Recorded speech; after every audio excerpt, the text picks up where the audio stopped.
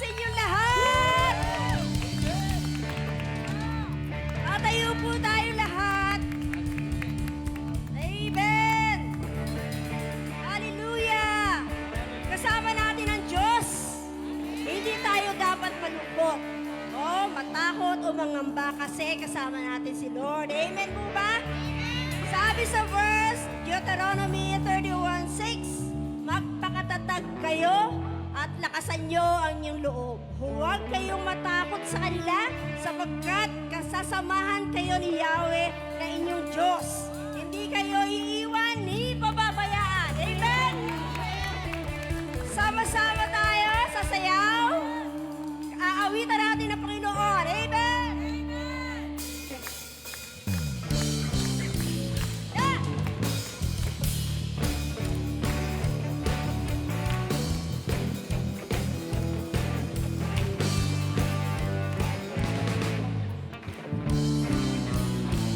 Sama natin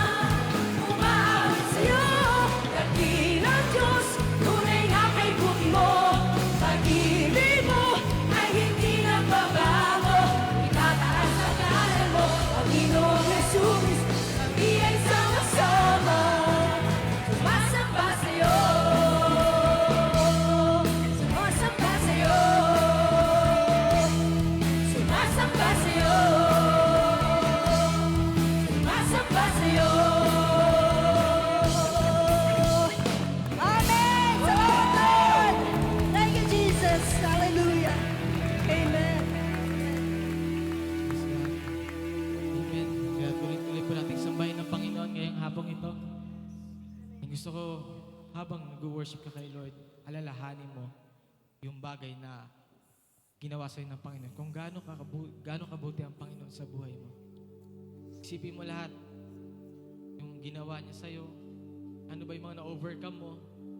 Ano ba yung mga bagay na kinahihinaan mo na binigyan ka ng lakas ng Panginoon? Yan yung part na dapat mong ipasalamat sa Panginoon. Yan yung part na kailangan mo siyang sambahin. Yan yung part na kailangan mong i-appreciate lahat ng kaya niyang gawin sa buhay mo. E naniniwala ako na meron pa siyang kayang gawin sa buhay mo na hindi mo inaasahan. Maybe your prayer na sobrang tagal na. But right now, naniniwala ako na kaya niyang gawin ang imposible na yan. Sa part na yan. And just worship Him. Maniwala ka lang, kaya niyang gawin sa'yo. Kung muna isipin yung katabi mo or nahihiya ka, huwag muna isipin yun. Just worship Him. Ikaw lang at ang Diyos. Pwede mo itaas yung kamay mo sa Panginoon. Pwede mo sabihin lahat ng gusto mong sabihin sa Kanya. Pwede mong umpisahan sa isang salita lang. Father God, naririto kami, Panginoon. Dahil sinasamba ka namin. Binataas ka namin, Panginoon. Right now, sige, worship mo, Panginoon. Purihin ka, Panginoon. Sinasamba kita. Mas. Salamat, O Diyos Ama. Napakabuti mo, O Diyos.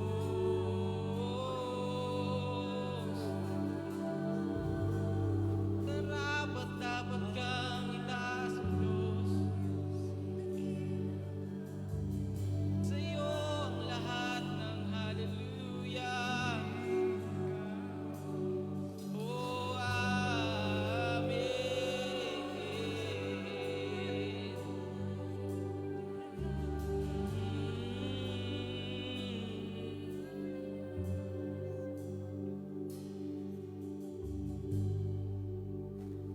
purihin ka. Ako'y namamangha. Purihin ka. Sa'yo'y namamangha. Purihin ka. Ako'y namamangha. Purihin ka. Sa'yo'y namamangha.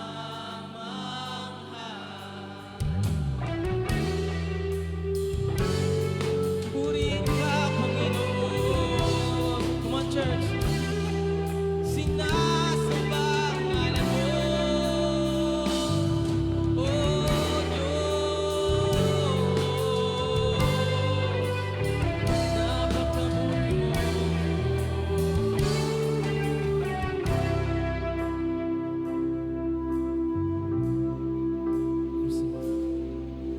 Ang Diyos na lumikha ng langit, ang Diyos na lumikha ng lupa, ang lahat umaawi sa himig ng langit. Ikaw na lumikha ng araw, ang bawat ningning ng buwan at bituin, ang lahat umaawi.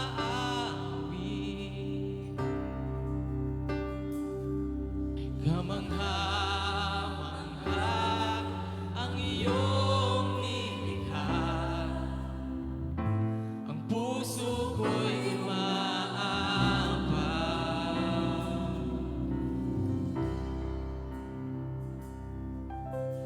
Ikaw na lumikha ng dagat,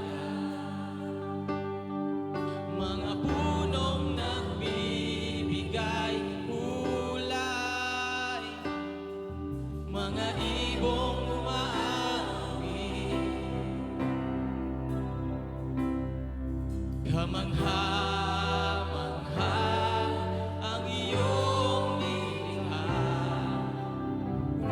Ang puso ko'y umaangkat, kamangha-mangha ang iyong nilikha. Ang puso ko'y umaangkat.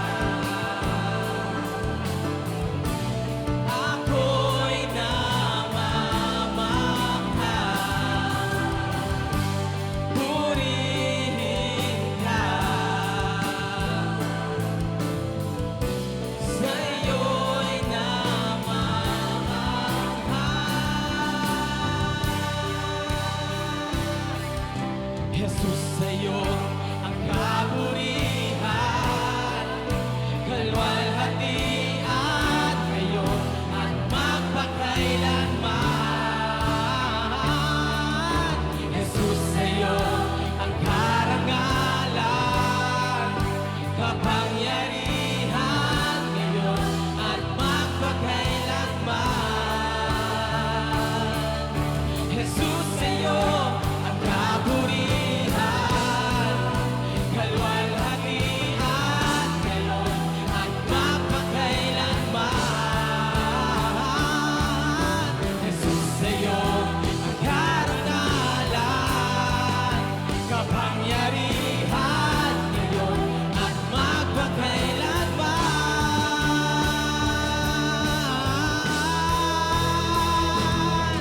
Pupurihin ka sa awit, itataas ang aming tinig, itatanghal sa buhay ko'y tanging ikaw, O Diyos.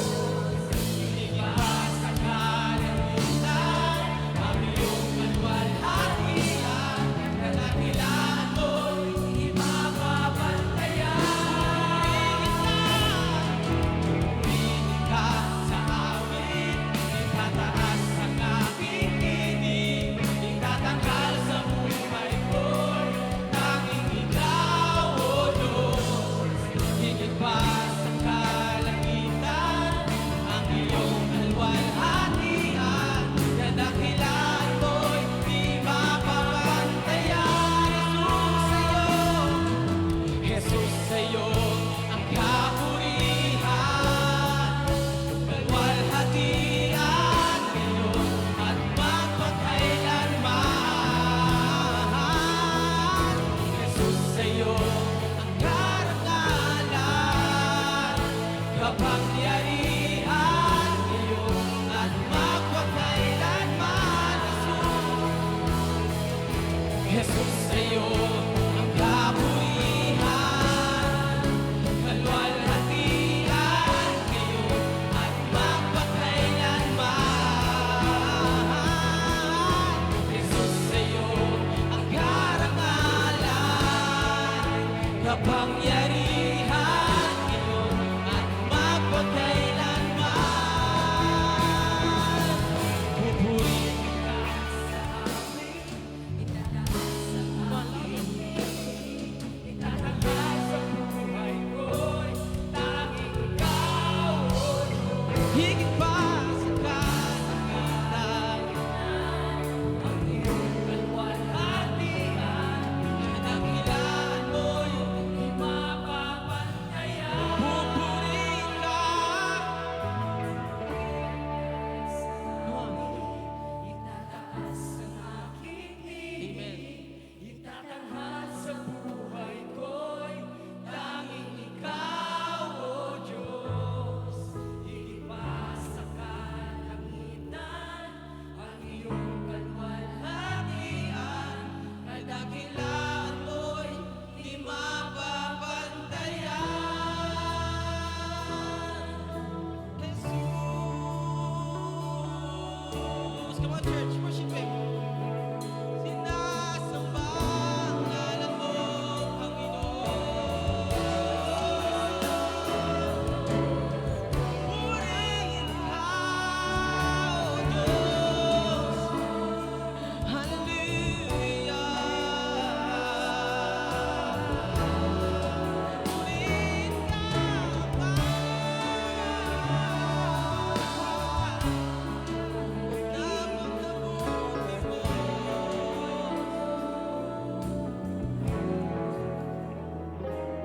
Thank you, Lord. Hallelujah. Lord, naririto kami. Nag-iisa kami, Panginoon. Nagkakaisa kami, sambahin ka, Panginoon. Sa lugar na ito, Panginoon. At ang lahat ng papuri at pasasalamat ay binabalik namin sa iyo, Lord. In Jesus' name we pray. Amen.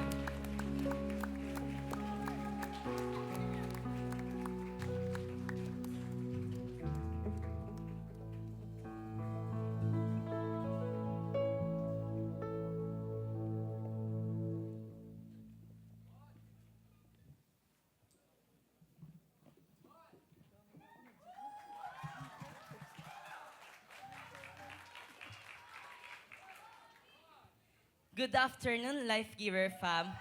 I am Christian Jandegala, and I am here today to share my life-giving story.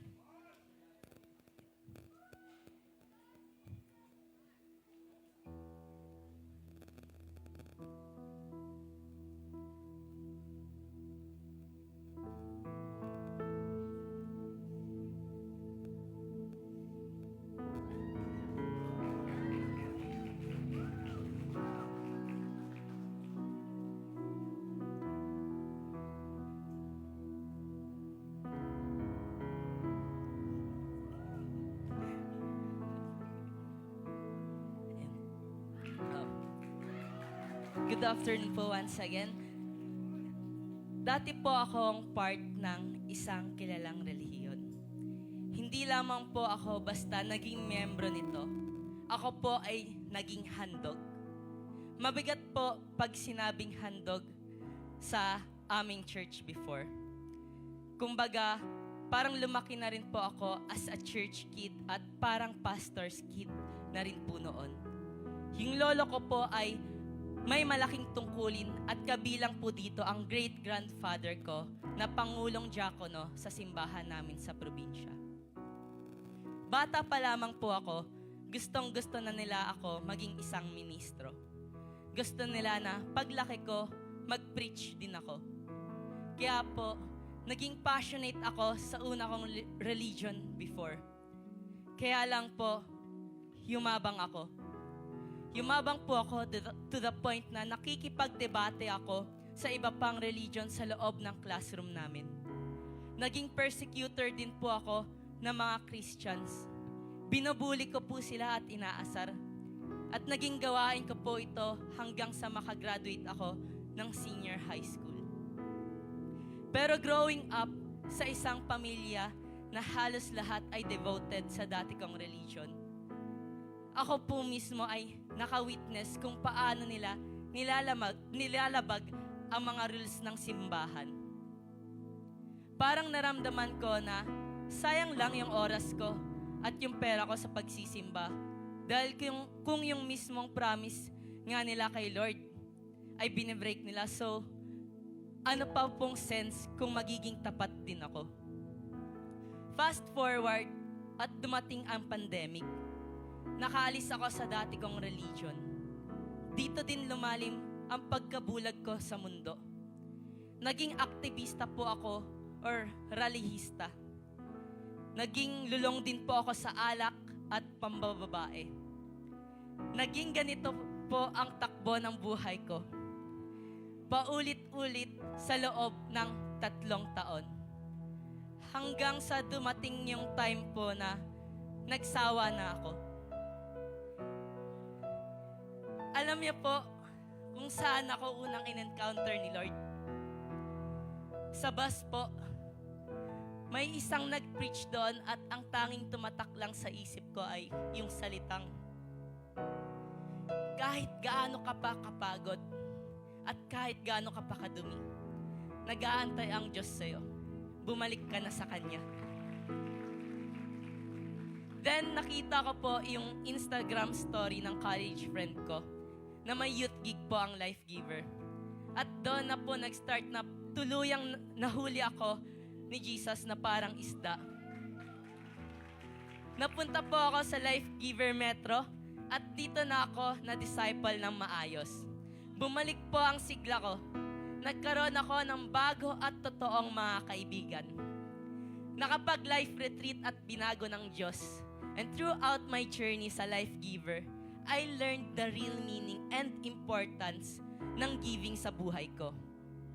Hindi lang pala ito yung perang hinulog mo lang sa offering basket. Kasi sa bawat pagbibigay po natin ng tithes and offerings, puso po pala natin ang binibigay natin sa Diyos. And this year po, by God's grace, I was able to give my first fruit at mas naging consistent pa ako sa aking mga tithes and offerings. Inuna ko po si Lord habang bata pa. I pursued God's dreams for me. Nawin ko na rin po ang aking mga kapatid for the Lord. At ngayon, I am so blessed to be part of our Touch Campus Ministry. nakakapag-host sa iba't ibang events ng ating church, at nakakapag-ministry din. Totoo nga po, tapat si Lord sa kanyang mga anak. This year po, alam naman natin, nakakatapos lang ng youth camp. Ang tanong ko po nun kay Lord, Lord, paano ko mabubuo yung 3,800? Wala naman po akong source of income. Pero hindi po ako nag-worry. Nagpatuloy lang po ako sa tithes and offerings ko. Alam ko na magpo-provide si Lord. Pero faith without action is dead. Kaya kumilos po ako sa tulong ng Diyos. God gave me an idea to start a Graham business para makapag-ipon ng pera para sa pang-youth camp naming tatlong magkakapatid. Kumita po ako, pero kulang pa rin po. And that's where I saw the hand of God. By God's grace, nagpadala si Lord ng mga tao to help us para makapag-youth camp. Kaya salamat po sa inyong lahat na naniwala at nag-sponsor sa next generation. Sa youth camp po na bago ang buhay ko ng tuluyan. I received total healing, new purpose, and new goal para kay Lord. At sa loob ng 3 days na yon, nag-commit ako kay Lord na maging tapat muli sa Kanya. Hindi ko po makakalimutan ang sinabi ng mentor ko sa akin na tinatanggap ka pa rin ni Lord bilang handog. At tama po, kasi hinahandog ko ang buong buhay ko sa Diyos kahit bata pa. Ngayon po, ako ay masayang nagsiserve sa technical and prophetic ministry. Part din po ng Metanoia Life Group of Life Giver Metro and ongoing foundations class student.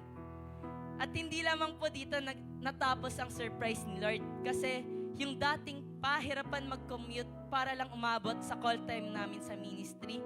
Ngayon, binigyan po ako ni Lord ng bagong motor na magagamit ko para puntahan ang mga lugar na gusto ni Lord na puntahan ko. And praise God alone po. You know, Life Giver family, walang sayang po kung magko-commit ka kay Lord ngayon. Yung business mo, yung work mo, yung school mo, commit mo po yan kay God. And I want to challenge you, church. Anong amount yung kaya mong i-commit kay Lord ngayon? Yung amount na masasabi mong mabigat at masakit, pero may impact. It's time. Wag na po nating tipirin si Lord because He deserves our best. And at the end of it, pinahiram niya lang po sa atin ang lahat. I am Christian John Daigala and I am a life giver. Church, let's give.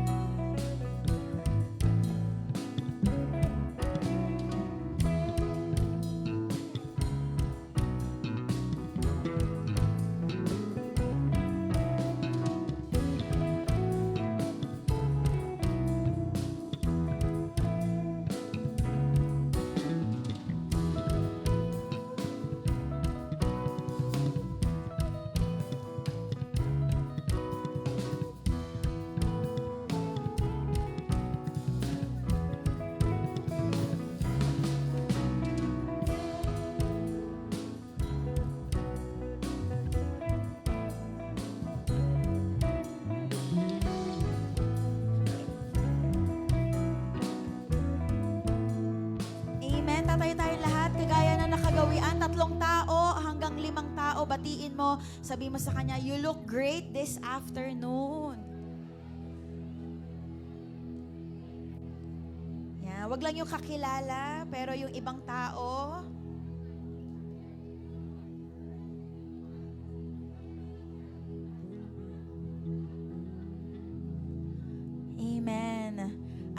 nakita mo may orange na sticker, welcome mo naman siya. Welcome to all our new friends.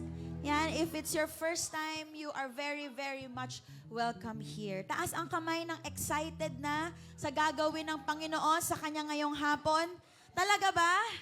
Sino naghanda kahapon pa lang para makareceive ng bagong salita ng Panginoon? Amen. Ayan, if you are ready, let's lift up our hands and pray. Father, we acknowledge your presence in this place. Thank you for your very strong presence. Ramdam na ramdam namin ang iyong presensya. At salamat, Panginoon, dahil kakausapin mo na naman kami. Magme-minister ka sa amin ngayon. Continue to open our hearts and minds as we understand your word for us today. In Jesus' name, and everybody say, Amen. Bago ka umupo, sabi mo sa katabi mo, you're gonna enjoy the word of God today. Ang haba. Yan. O, English yon. Amen. So for all our new friends, again, we welcome you here in Life Giver family. I am Pastor Michelle Semana and I am excited, sobrang excited ako to share this very short word to you. Sana short siya kasi nung inaral namin siya sa life group this week, merong isang life group na 10 minutes pa lang tapos na. Okay, ganon ka, ganda yung word pero very, very short. Amen. So kalahati na ng taon, guys. Ang tanong ko sa inyo, how's your 2025 so far? Okay ba ang 2025 mo or medyo ganon? Ayan, sige, survey na lang tayo. Taas ang paa. Kung taas ang kamay, if everything is going smoothly ngayong 2025, wow, sana, oh well. Okay, everything is going smooth, wow. Okay, taas naman ang dalawang kamay. Kung this year, yung first 6 months is like a roller coaster. Up and down, highs and lows. Okay, ayan, majority. Or taas naman ang kilay. If ate, this 2025, January to June, everything seems like a disaster. Meron ba? Parang not part of my plan, pero nangyayari. Okay, I think majority of us, dahil nagtaas ng kamay, dalawang kamay, parang roller coaster so far ang 2025 ninyo. You know, God has plotted our year differently.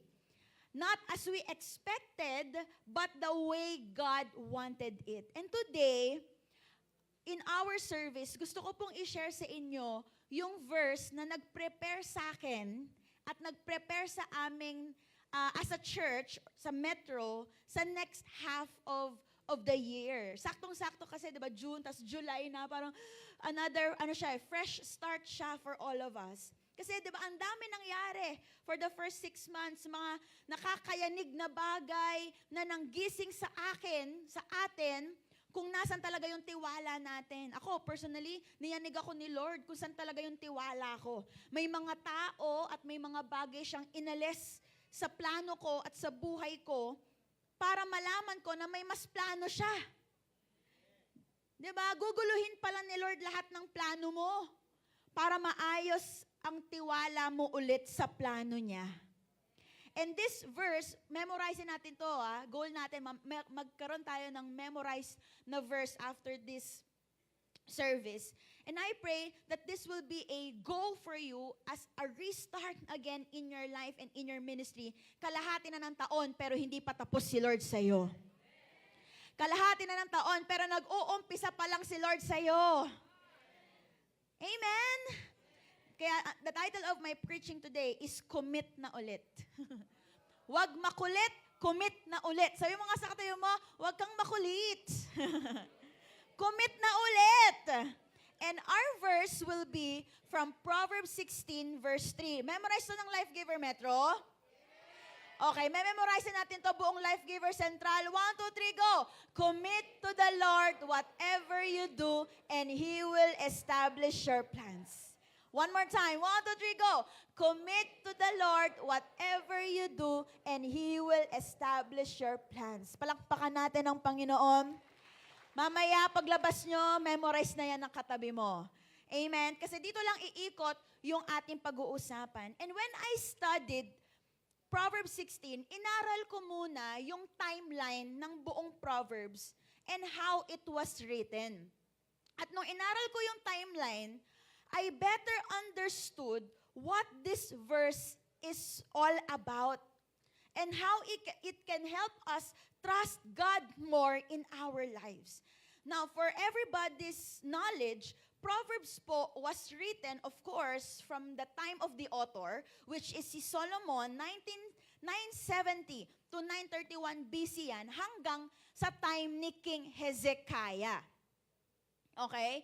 And then, upon checking this chapter and this verse, it was closely related to when Solomon requested for wisdom instead of what? Riches and honor. Ito yung chapter na hiningi ni Solomon kay Lord yung wisdom. Kasi 'di ba si Solomon naging hari na. Okay, if you remember, Solomon became a king, tapos nag-offer siya ng sacrifice kay God sa Gibeon. And then after niya mag-sacrifice, umuwi na, natulog, doon nakpanaginipan niya si God. Okay? And then, sa dream na yon, ang sabi ni Lord sa kanya, ask for whatever you want me to give you. Kapag yan ang napanaginipan mo, anong hihingin mo kay Lord? Sports car, yung red. Diba? Magandang dilag, marilag. Diba? Now, si Lord tinanong, sinabi niya, ask whatever you want me to give you. And then Solomon, you know this, instead na humingi ng riches and long life, he asked for what? Kanina ko pa sinasabi? Wisdom to govern the people. 1 Kings chapter 3 verse 9, sabi niya, so give your servant a discerning heart to govern your people and to distinguish between right and wrong. Discerning heart here is wisdom. Through this, God was so pleased and He gave not only wisdom, but riches and honor. Alam niyo, tingin kayo sa akin, si Solomon po, by asking for a discerning heart, Solomon committed his kingship, his leadership, and his plans to the Lord. Si Solomon in Proverbs 16 made it, wrote it, okay, in black and white, na sinasabi din niya sa atin, sino man ang makakabasa nito, gayahin niyo ako. Nung ako ay naging hari, I acknowledge that His plans, my plans are good, but God's plans are better. In-acknowledge ko nung panahon na ako ay naging hari, na magaling ako, pero mas magaling ang Diyos. Madiskarte ako, pero mas marunong ang Panginoon sa buhay ko. Same with you. Nilagay tayo ni Lord sa isang position na parang nakaka-overwhelm. Nandun ka ba ngayon sa sitwasyon na yan? Maaaring yung iba sa inyo nasa posisyon na nakakatakot. Lord, nakakalula itong binibigay mo sa akin. Lord, nakakakaba. Para sa akin ba talaga to? Can I really do it? Pwedeng isang malaking unknown ang next half of the year mo ng 2025, but let Proverbs 16 verse 3 give you confidence to face 2025 and finish it well. Commit to the Lord whatever you do, and He will establish your plans. Tatlong bagay. If you want the next half of your year to be better, to be good, to have confidence, and to finish well, tatlong bagay lang, hihimay-himayin natin yung Proverbs 16 verse 3. And again, sana ma-memorize mo. Try natin. Proverbs 16 verse 3, commit to the Lord whatever you do, and He will establish your plans. First part, number 1, if you want your life to be good, to be better, number 1, commit to the Lord. Sabihin nyo nga, commit to the Lord. Commit dito is galal. Okay, sabi nyo nga, galal. Which means to roll away. Okay? It means to roll away. Unang-una kong explanation sa mga core ko is parang dice. But I stand corrected when I studied the Hebrew term. Kung titignan ninyo yung Hebrew, sige, next slide tayo. If you will, ito yung Hebrew word ng galal, okay, sorry, ito yung spelling ng galal sa Hebrew. And if you can see, it's like a person carrying something. Okay, and galal, yung definition ng galal is to roll away. So again, at first sabi ko sa kanila, it's like a dice that you're, you cast it and then, 6 ba, 4, parang nilelet go mo. But I was wrong. Kasi rolling away, galal is you carrying something on your back and it's becoming heavy for you. Heavier and heavier and heavier. And yung commitment pala, commit to the Lord pala here, is you rolling away something at ibinibigay mo ito to someone who knows better. Galal, okay, means to trust or commit, okay, rolling one's trouble away from oneself upon someone else who can help. Now, pinagawa ko si Melissa ng 3 boxes. Gusto ko sana mga 6. Okay, pero tignan natin kung kakayanin ng asawa niya. Okay, ayan, halika dito. Dito ka, Endry. Kenneth, halika, tumulong ka rin dito, magtrabaho ka. Okay, ibibigay mo sa likod ni Endry, no? Tayo ka lang. Ayan, sige, pwede. Ayan, abot mo dito. Yan, dito. Yan. Ano, ikaw nadapa ka ba? Ayan, sige. Ayan, bigay mo yan kay ano. Yan. Tingnan natin kung kakayanin ni Endry mag-isa. Kasi parang ikaw yan. You've been carrying all burden. You've been carrying all the plans. Kaya, Endry? Di ba? Try mo nga tumayo. Ayan. Ayan. You've been carrying all... Try mo nga. You've been carrying everything. You've been carrying your plans, your worries, tuition fee ng anak mo, yung second, third client mo, and it's becoming heavier and heavier and heavier for you. Yan ang itsura mo ngayong 2025. But what is commit to the Lord? You, may laman ba to, Mel? Okay. You, rolling away, sige, Endry, wala namang laman yan, go. Rolling away, pero hindi sa sahig, but to someone who knows better, someone who can help you, and that is God. Yung commit to the Lord is galal, which is you can also find it in Matthew 11:20, when he said, "You who are tired and weary, come." Now on Spotify. Wow! Okay. Uy, stream nyo naman para naman kumita ako. Sabi dito, "Come unto me, all you who are what? Heavy laden, and I will give you rest." The same word, roll away, coming to Him, giving your burden.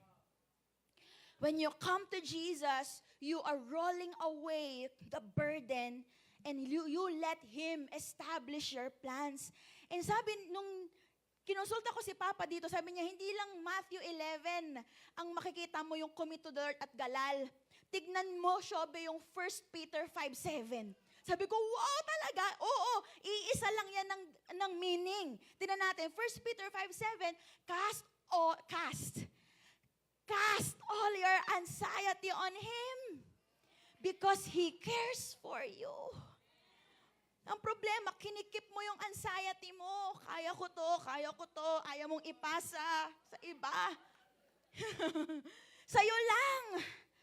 Yung cast dito, cast away, is sabi niya, ibato mo sa Kanya. Ibato mo kay Lord. Roll away, cast away, come to me, all the same meaning, telling Him, God, I commit to you. Again, God wants you to commit to the Lord again. You roll, di ba? Nakita niyo si Andre kanina, wala lang laman yun, pero kung i-imaginein mo yung buhay mo ngayon na bit-bit mo lahat, Okay, ibigay mo daw yung pasanin mo doon sa persona na mas makakatulong sa'yo. Let me repeat, roll away that burden and give it to the one who can greatly help you. Toss it away to the one who knows best. And yung commit dito is as simple as submit. As simple as surrender. You giving your full trust again kay Lord, believing that your plan and desire is better in the hands of God. Better in the hands of God, hindi sa'yo. Hello? Kasi maraming tao ngayon, you ask God to bless your plans. Lord, may plano ako, magbe-business ako Lord, may plano ako, gagawa akong Graham. Di ba? Sa si CJ, bless mo yung plano ko Lord, manliligaw na ako, bless me You always ask God to bless you, but where is God in your plan? Question ko sa inyo na tinanong ko sa Life Giver Metro, are you still involving God in your life or you are just informing Him? Ini-inform mo na lang ba si Lord? O ini-involve mo pa siya? Kaya ka pagod, kaya ka nasasaktan, at kaya ka nahihirapan kasi wala kang commit to the Lord. But this afternoon, we will all go back to God. We will cast our anxieties upon Him. We will let go of our worries. We will let go of our anxieties. And tingnan natin, kalahati ng taon, pambihira, you will see yourself successful. Amen? Amen? And si Solomon, going back sa buhay niya, maybe the work and the kingship, leadership as a king, was too heavy for him to carry. And his last resort was to offer everything to the one who knows how to lead best. And that is God. Aba, mahirap maging hari, pero he committed everything to the Lord. Lord, just give me a discerning heart. Lord, di ako marunong maging tatay. Tatay na ako, pero hindi ako magaling maging tatay, pero I commit to the Lord. Lord, di ako magaling na CEO, but I commit to the Lord. I commit to you. Lord, may nanliligaw sa akin. Hindi ko alam first time kong ligawan, pero I commit to you.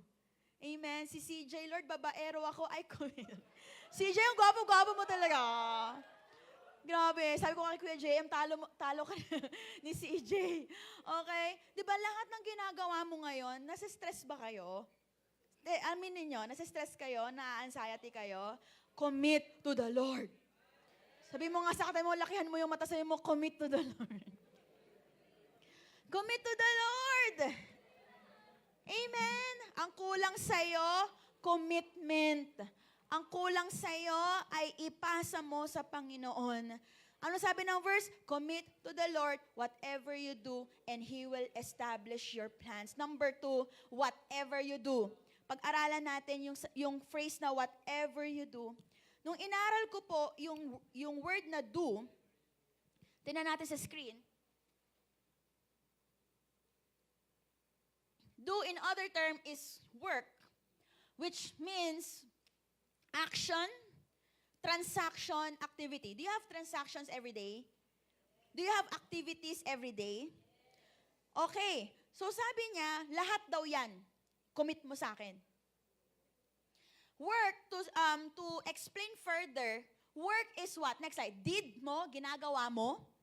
Yung things na tapos mo nang gawin. Yung labor mo, taas ang kamay ng nagtatrabaho, your labor, di ba?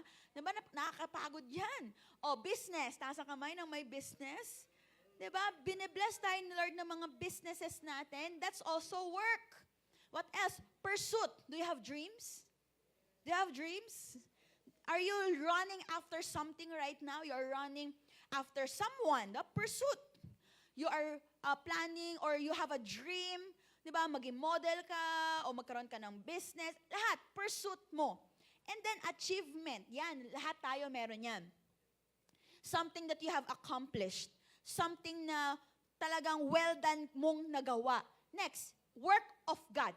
Okay, ministry, okay, life group mo, church works and everything, or product. Product is what your output, okay, yung resulta.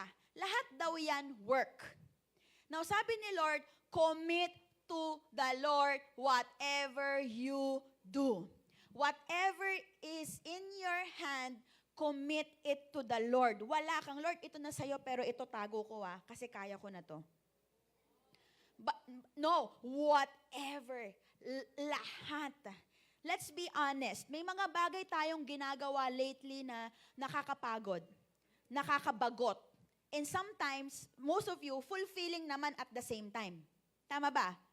The reality is this, kaya tayo pagod kasi we carry everything alone. Kaya tayo ubos kasi you try to manage everything.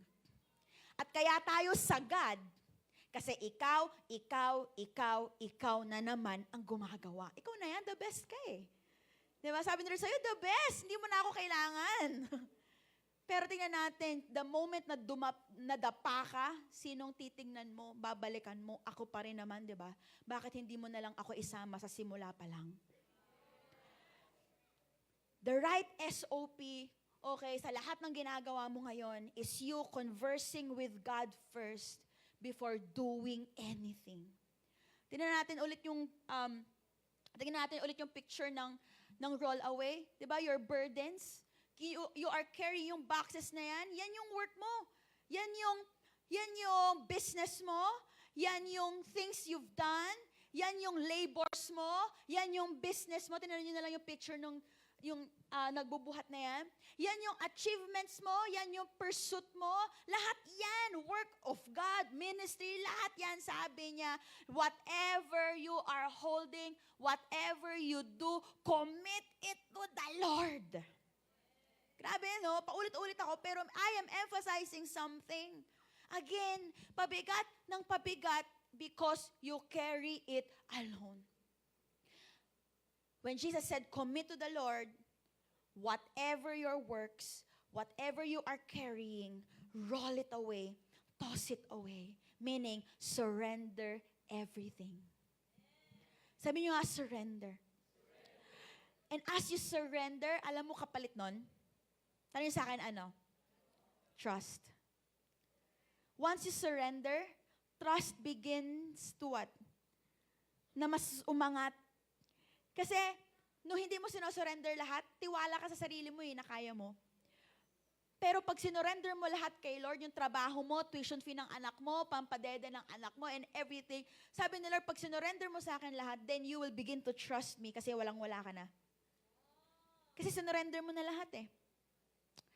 And whatever you do here is everything that you will do from birth to death, inside and outside the will of God, earthly and heavenly endeavor, including intentional and unintentional things. Sabi ni Lord, whatever your hands finds to do, give it to me. Commit it to me. Meaning, God, I give you my full trust. Sino dito yung parang may tag of war sila ni Lord minsan? Yung parang, talaga ba? Ibe-bless mo talaga yung, di, ako na lang. And nabasa ko to sa, NIV Application Bible. Nung kumuha ako ng maraming reference for this. Ang hirap kasi mag-preach ng one verse lang, Okay? Kasi wala ka ng ibang kung huhugutan. So, nung binasa ko yung NIV Application Bible, in-explain nila doon, may mga tao naman, at majority naman ng Christians, sinosurrender naman nila lahat kay Lord. Tama ba? Kinocommit naman nila talaga lahat kay Lord. Amen? Pero you know what happened? At the middle of the journey, when they see things not happening their way, they snatch the baton kay Lord. And so sinabi niya, ako na nga, Lord. Sa umpisa, commit ka lang kay Lord. Hello? Lord, surrender ako sa'yo. Pag nagkatrabaho ko, bibigay ko lahat sa'yo. Yes, ganun pa rin, serve pa rin kay Lord. Lord, parang kinakabahan ako Hindi na nangyayari yung nakikita kong plano Lord, yung dreams ko, parang, Lord, nangyayari pa ba? Bakit nawawalan ako ng kliyente? Lord, bakit parang wala nang nanliligaw sa akin? Lord, bakit ganon? Hanggang sa, Lord, akin na nga. Akin na nga, mas marunong ako sa'yo, buhay ko to. Ako na lang. May surrender sa umpisa, pero hindi consistent hanggang dulo. Proverbs 16 verse 3 is telling us, commit to the Lord until the end. Until the end of life. And tignan natin kung hindi ka gagawin ni Lord na successful. He knows best. And Solomon, going back sa kanya, he knows the secret. To become a good king, I will offer everything to the Lord. Amen. I don't know how to be a good king. Paano ba, Lord? Sige na nga, basta whatever I do, I will do it with God. Maybe right now, God is shaking you. Sa year na to, for the first 6 months, may payayanig si Lord sa life mo. Okay? Sa finances mo, sa unang parte ng taon na to, okay ka pa.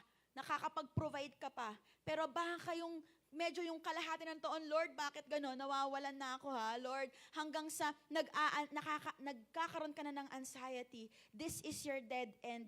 At sinasabi ni Lord sa'yo, anak, balik ka sa akin, commit ka sa akin, ako bahala sa'yo.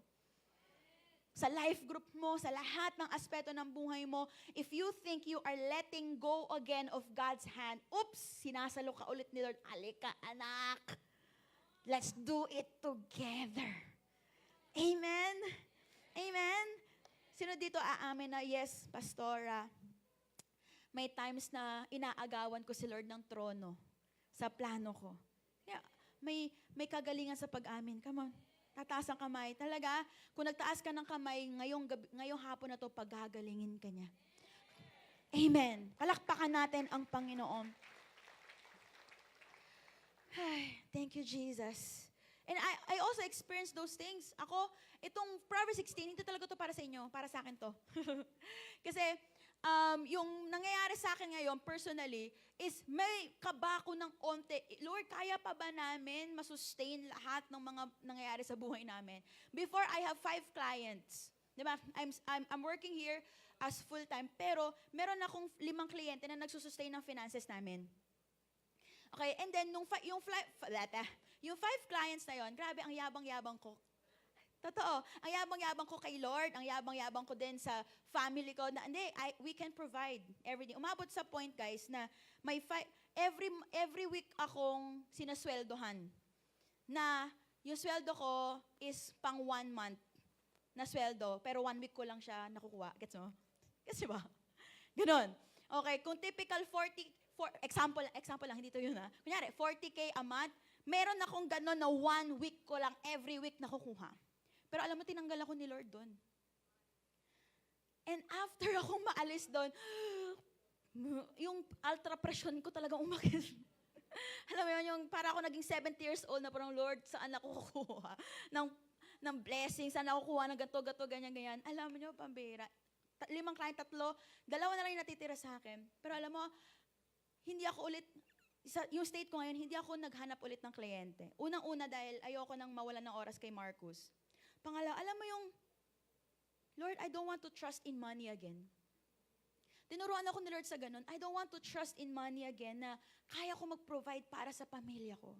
Kaya kong, yung finances, yung sweldo namin ni Marco kasi talagang sitting pretty, not to the point na talagang parang mayaman kami pero talagang makaka-sitting pretty ka talaga. Pero nung inalisan ako ni Lord, nung mga bagay na kumakapit ako, pambihiran, parang yung binato sa akin ni Andre yung mga boxes na yan. At sinabi sa akin ni Lord, sumasandal ka na naman sa pera. Sumandal ka sa akin ngayon and everything will be provided for you. Now, true enough 2 months na akong dalawa lang kliyente namin, pero pabihirap. At the end of the month, umiiyak ako, nababayaran namin yung dapat namin bayaran. Nagkakaroon bigla ng trabaho, sideline or gigs, show si Marco na parang, talaga, oo, makakabayad tayo. Just meron ako, ito na, bukas na yung bill. di ko alam paano ko mababayaran. Sinisekreto ko kay Marco. Tapos nung araw na yun, Bobby, meron pa akong kailangan. Sige, ito na. Pero wow, ikaw ba si Lord? Bilang, ito na, bayaran mo na. Parang may isang anghel na lumitaw sa ulo niya. Na parang, ako si Lord, magpo-provide sa'yo. Parang, Lord, grabe ka. Grabe ka nung the moment I let go of everything, the moment you started doing miracles in my life. Minsan, kaya pala hindi nakakagawa ng miracle si Lord kasi ikaw yung magaling. Pero kapag walang-wala ka na at umasa ka kay Lord, makikita mo kung paano siya gumalaw sa buhay mo. Roll away! Sabi mo nga, roll away! At mag-asawa ka ng maraming sideline. Paggipit ka na, may anghel na lilitaw sa likod niya, sabi mo, magbayad ka na. At makakabayad ka. Amen? Palakpakan natin si Lord. Balikan natin yung verse. Commit. Sige nga, memorize yun na. Memorize yun na kahit nakapikit. Sige, 1, 2, 3, go. Commit to the Lord whatever you do and He will establish your plans. Palakpakan natin si Lord. Number 3 and the last. Shucks, 2 p.m. pa lang. Okay lang kayo? Para maka-KFC kayo agad. Kasi tapos na ako. Okay lang. Habaan na lang natin yung worship, mga 1 hour. Tapos na ako! Woo! Amen! Pambira. Number 3, if you commit to the Lord, whatever you do, grabe, tapos na ako. Patagalin ko pa kaya? Nag-isip ng no? Number 3, He will establish your plans. Yan ang pangako ni Lord sa'yo. Kapag kinomit mo lahat kay Lord, i-establish niya yung plano mo. When I shared this to our Middle East Life Group, nagulat ako dun sa isang shinare ng member namin. Bago ko basahin yung buong script ko. Kasi yung reflection niya, sabi niya sa akin, Pastora, Ate Day, gusto pala talaga ni Lord yung partnership, no? Tapos kasi wala siya sa script ko eh. Sabi ko, nga no. Kasi in-explain niya, gusto pala ni Lord ng partnership sa atin. Kasi He speaks of God. At kapag kinomit mo kay Lord, lahat ng gagawin mo, He will establish, kaninong plan? Your plan. Nagigets nyo? He will not establish His plan for you, but your plans for you. Mamaya explain ko, kasi meron tayong tinatawag na bulay and thelema. Okay? Pero kung ano yung nasa puso mo na nilagay ni Lord sa'yo, na mangyayari sa'yo, He will establish it. Yun yung gusto ni Lord na partnership. Kayong dalawa, malakas yung force. Malakas yung partnership. Ayaw ni Lord na mag-isa kang nagtatrabaho. Ayaw din niya na siya lang ang nagtatrabaho sa buhay mo. Pero gusto niya, dalawa kayo. Amen? And establish dito, tingnan natin yung meaning is kun. Kun, which means to be firm, to be stable, to be fixed, and to be ready. Now, taas ang kamay at paa ang laging drawing sa plano. Uy, Beshi, tara magkoron tayo. O sige, kailan? Sa July. Pagdating ng July, Besh, kasi wala akong naipon eh. Next time na lang. Okay, tama ba? Mahilig tayo sa drawing. Yung plano natin, di ba naka-pencil book? Yung plano natin, laging drawing, hindi natutuloy. Yung plano natin, depende sa budget. Depende sa budget. Yung plano natin, depende sa mood mo din. Kung masaya ka, sige tara, go. Pero kapag bad trip ka, hindi na tayo matutuloy. Diba? And do you agree with me that our plans are unstable? Our plans are unstable, but listen carefully, tingin kayo sa kanan mabuti. But when you commit to the Lord, whatever you will do, sabi niya, He will establish your plans. Yung plano mo, firm. Yung plano mo, stable. Yung plano mo, fixed. And yung plano mo, ready na mangyari. Come on! Again, ang susi mo lang is i-commit mo ulit yung plano mo kay Lord. Pero take note of this. Dito ko nababasagin itong He will establish your plans. Kasi baka yung iba sa inyo, plano mong magpumatay. Establish niya? Kasi kung nag-commit ka, o plano mong manira, kaya i-establish niya, hindi. Kailangan ganito. yung plano mo para ma-establish ay dapat according sa will ni Lord. Kasi tingnan natin yung drawing ni Bishop dito. Ayan. Para kasi, ay talaga niliteral mo, dear. Sabi ko, gawa ka na lang ng, ng Canva mo. Pero okay na yan, literal yan. Sige, go. Next. Ayan. Kasi, yung plan, dapat ikaw, ang saya, ang cute. Okay. Ayan. Okay. Teka lang, hindi ako maka-move on. Sige. Kita nila yung sulat. Okay. So, yung bilog na yan is is the whole plan of God. Okay? And we call it bule. Kailangan yung plan, and then yung thelema, sige, explain ko muna. Yung bule is the whole plan of God for you and the will of God. And we also have this word called thelema, which is yung participation mo. Makinig ha, yung participation mo sa plano ni Lord. Yung thelema is outside and inside the will of God. Thelema is what God permits to happen, whether nasa will ka ni Lord or outside ka na will ni Lord.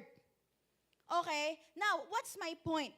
If you want your plans to be established, yung thelema mo must be synchronized sa bule ni Lord. Yung plano mo must be according to the will of God. Yung thelema must be synchronized to God's will. Kasi si Lord will still allow your plans to happen. Okay? God will still allow your plans to happen, but you must learn to submit it. To incorporate it doon sa whole bule. Sa whole plan ni Lord. Paano mo madidiscern? Mag-pray ka. Huwag lang kumuha ng confirmation sa Facebook. Scroll ka ng scroll, mo, Lord, anong confirmation? At nakauwi na ang mga government official galing galing Israel. Okay, God will save me. Diba, lagi tayong kumukuha ng confirmation sa Facebook. Wait lang, buksan mo yung Bible mo. Makukuha mo yung word ni Lord dito. Spend time with godly people, your pastors. They will also give confirmations. Hindi yung, pre, ano ba talagang, sa tingin mo, ito ba yung plano ni Lord sa akin? Oo, pre, shot mo na lang yan. Paano mo makukuha yung will ni Lord sa shot-shotan? Shot! Diba? Makukuha mo, Lord. Makukuha mo yung word ni Lord dito kapag nagbuklat ka, hindi shot, buklat. Amen. So, kailangan yung thelema mo nandun sa circle ng plan ni Lord. Then, you will be established. Yung plano mo, i-establish ni Lord dahil, yan din plano ko sa'yo. Sige, tama. Synchronize tayo. I will make it happen. Amen. Amen. Kaya, God first before your plans. Again, partnership. God wants partnership with you. Siya, kamay niya, kapangyarihan niya, anointing niya, plano mo na according sa plano niya, pambira, ang galing, ang ganda ng combination. Ang ganda ng tandem. And I think, uuwi ka, matatapos ang 2025 na nakangiti ka, na kahit roller coaster man, alam mo na nasa will ka ng Panginoon. Amen. Amen. Malakas sa palakpak sa Diyos. I'm done.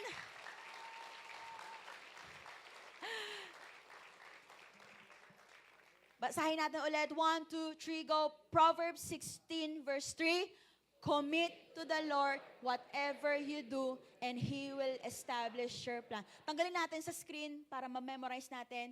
1, 2, 3, go. Commit to the Lord whatever you do, and He will establish your plans. Is God talking to you right now? May sinasabi ba si Lord sa iyo ngayon? Is God changing you from within? May kinokorek ba si Lord sa iyo ngayon? Now, I challenge you, commit ulit kay Lord.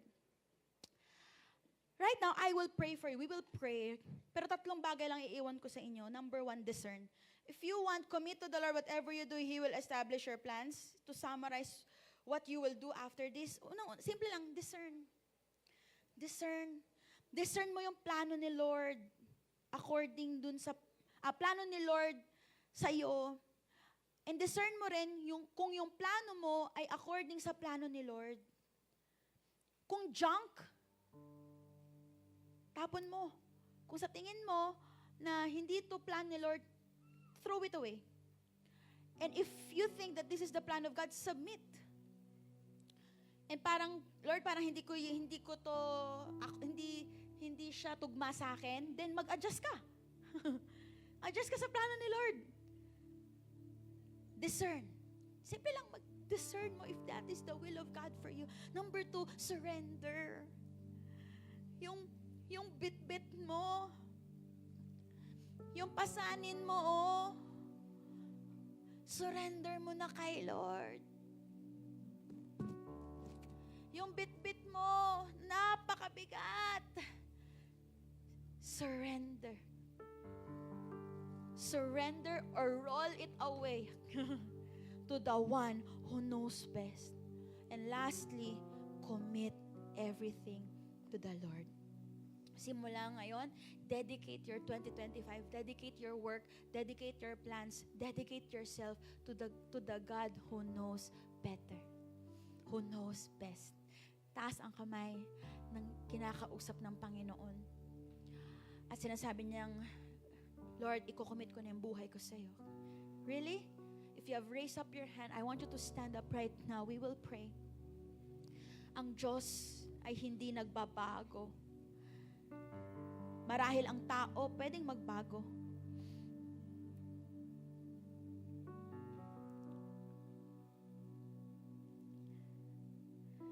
Pero yung Diyos mo, hindi.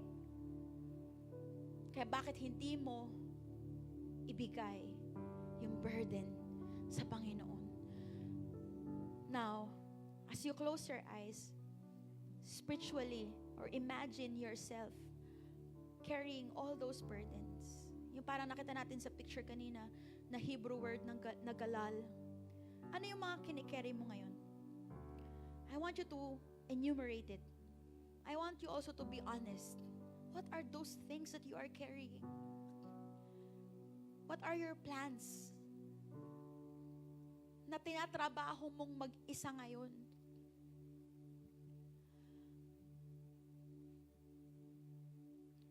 Pile it up like a stone, yung pile of stones sa likod mo. At bit-bit lang ng dalawang braso mo. What are those?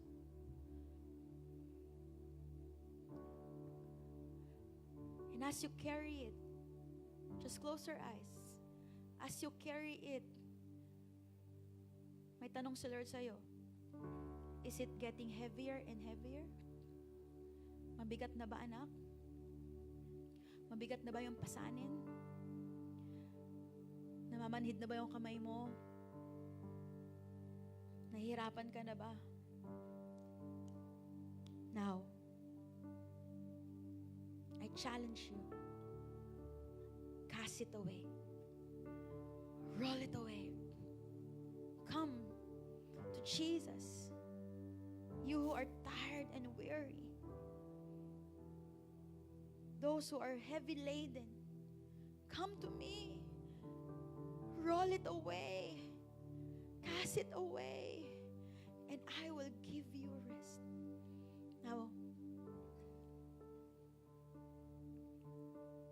Now I will give you time. I want you slowly, as you close your eyes, in your mind and in your spirit, I want you to roll it away. Anything, everything that you are carrying right now, roll it away.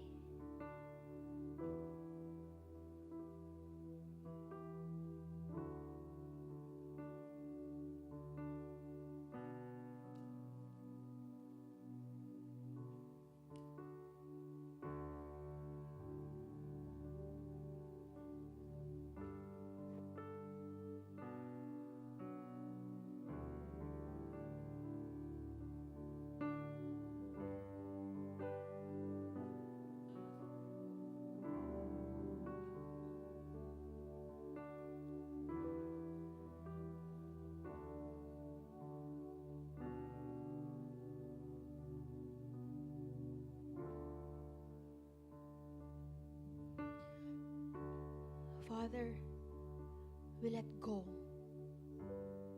We let go of our worries, our anxieties, our burden to you. We give it to the one who knows better, who knows best in our lives. Lord, binibigyan mo itong tao na ito ng peace.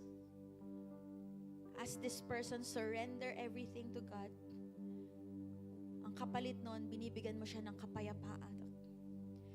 Binibigyan mo rin siya ng tiwala ulit sa'yo. This person now will trust you again, will lean on you again. You are our refuge, our strength, our fortress. With you, Lord, we are safe. With you, we are protected. We can fall asleep na may peace sa heart namin because we know na pinoprotektahan mo kami. As a church, God, we are now committing ourselves to you. Whatever we will do, we will commit it to you. And in the name of Jesus, raise up your hand, establish our plans. Establish mo, Lord, yung pangarap ng taong ito, yung pursuit ng taong ito, yung business ng taong ito, Lord, na nakataas ang kamay, establish it in the name of Jesus. Establish his ministry. Establish her life group. Establish everything na ginagawa niya ngayon. And you are reminding this person na yung labors niya are not in vain. Your labors are not in vain. Don't stop. Don't quit. Because I will make you prosper. You will be prosperous. You will be blessed, anak. Hindi kita pinapahirapan dahil may kasalanan ka lang o dahil ayaw lang kitang i-bless. Pero tinetest ko yung faith mo kung nasa akin ka ba talaga. Now put your trust in me. Surrender everything to me. And in the name of Jesus, I declare yung Life Giver Church na ito, lahat ng plano namin na according sa plano mo will be established. Lord, maraming salamat po. We seal this, Lord, in your most precious name, God. Lastly, before we end, I also want to pray for all our new friends. Di aksidente na nandito ka, na na-invite ka dito. This is part of God's whole plan for you to know Him and for you to surrender your life to Him. Now, I challenge you, 2,000 years ago, Jesus Christ died for you. He died a horrible death to save you from your sins. Now, I challenge you to give your life to Him. Surrender, cast it away, your life, your sins to God, and He will give you eternal life. And maybe, di ka naman new friend, pero you feel na kailangan mong i-recommit yung buhay mo ulit kay Lord. Kailangan mong isuko ulit yung buhay mo kay Lord because you've been running your life on your own. Then, I want you to repeat my prayer. Tataas mo yung kamay mo kung gusto mo. Mag-recommit kay Lord. Yung mga new friends natin, if you want to accept Jesus as your Lord and Savior, lift up your hands and follow me in this prayer. Dear Jesus, lumalapit ako sa iyo, humihingi ng tawad sa lahat ng kasalanan na aking nagawa. Binubuksan ko ang aking puso. Linisin mo ako. Baguhin mo ako. At ngayon, tinatanggap kita bilang Diyos at tagapagligtas ko. Ikaw na ang mamuno ng aking buhay. Simula ngayon, paglilingkuran kita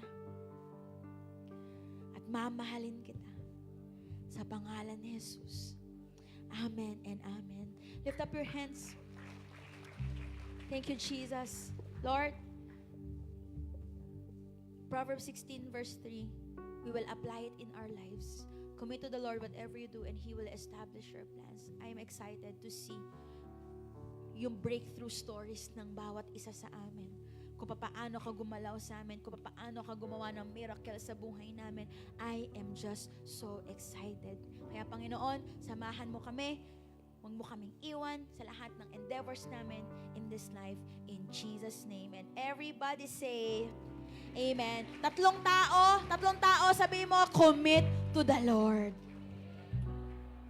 Praise the Lord. We honor and appreciate you, Rev Chobe. Sino dito talagang na-remind ka na, Lord, to commit all your plans? One thing that resonated to me dito sa word na to is alignment. Every time you align your hearts to the Lord, grabe, mas establish yung heart niya. Praise the Lord. Sige, makakaupo po muna tayo. And with that, I would like to share with you our Life Giver announcements. All right. So, this coming June 27, we will have our Amen Gathering. All right. Pwede bang makita ang mga kamay ng mga men in the house? Wow. Bakit parang mga babae yung mga naghihiyawan? All right. Meron po ba mga kalalakihan na nandito po sa loob ng simbahan? Ayan. Alright. So please don't miss the Amen Gathering. That's every Friday, this coming Friday, June 27, 6 p.m. at Life Giver Center. Alright. And of course, ang inaabangan po ng lahat, yesterday natapos na po natin ang Life Retreat preparation. Kaya naman, handang-handa na po ang lahat ng mga Life Retreat delegates. Pwede po bang makita yung mga kamay ng mga delegates po na nakapag-Life Retreat na at ready na? Taas ang kamay. Ayun, wow, thank you so much. We acknowledge you. Kaya naman, please don't miss out our Life Retreat this coming July 3 to 5. Dito po sa Life Giver Center. And I hope po nakapag-settle na po tayo ng ating mga payments dahil sobrang excited nyo na po. Amen po ba? So that's our Life Giver news. And of course, I do believe kanina pinag-pray ni Rev Shobe ang mga new friends. Kaya naman, we would like to honor and acknowledge lahat po ng mga VIPs in the house. At manarecognize po natin sila sa ating pong sticker na heart na orange. Pwede po bang tumayo ang mga new friend natin? Kung katabi mo sila, ayan. Praise the Lord. Sige po, tayo po tayo. Meron po ba sa taas na mga new friend na may sticker po na orange heart? Ayan. Wag po kayong mahiya. Life Giver family, you know what to do. Let's welcome our new friends. Meron po tayong 6 na new friend. All together, let's tell them, welcome to Life Giver family in 3, 2, 1. Alright, ayan. Remain standing. Meron po tayong Connect Friends that will usher you papunta po sa ating VIP lounge. Meron po kaming prepare na small token sa inyo. Because we are so excited na nandito po kayo and we're happy that you are here with us. So allow us to welcome you with our token of appreciation. So sa ating pong, nasan po yung mga Connect Friends natin? Ayan. Nasa Connect na sila. Alright. So, yung mga nag-invite po, pwede po ba natin silang samahan sa second floor, sa library? Ayan, and I'll see you there. Alright, so sino dito excited ka na i-start itong linggo na to at talaga namang i-align ang heart sa Panginoon? Praise the Lord, tatayo po tayong lahat and may I call on Reverend Shobe for our benediction. Thank you, Coach Yel. Lahat ng mga coaches, lahat ng mga life group mentors, taas ang kamay. Save the date, September 24, 25, 26. Mag-set na ng leave kasi it's your turn to have your leadership camp. Okay? Leaders Camp, 24, 25, 26. Save the date, wala pang presyo, pero baka mas higitan natin ang youth camp, maala Squid Game. Hindi natin alam. Tingnan lang natin sa budget, okay? But lift up your hands, let's pray. May the Lord richly bless you and your children. Amen. May He keep you from falling and make you stand unblemished. May His grace work in you. May His face shine on you. May His abundance flow throughout your lifetime. Amen. With enjoyment, good health, soul prosper. May you have life to the fullest. Amen. Receive this from Jesus Christ, Life Giver. when fellowship ends. Abundant. God bless you. See you next week. If you want to be prayed over, Nandito po ako sa gilid ng stage.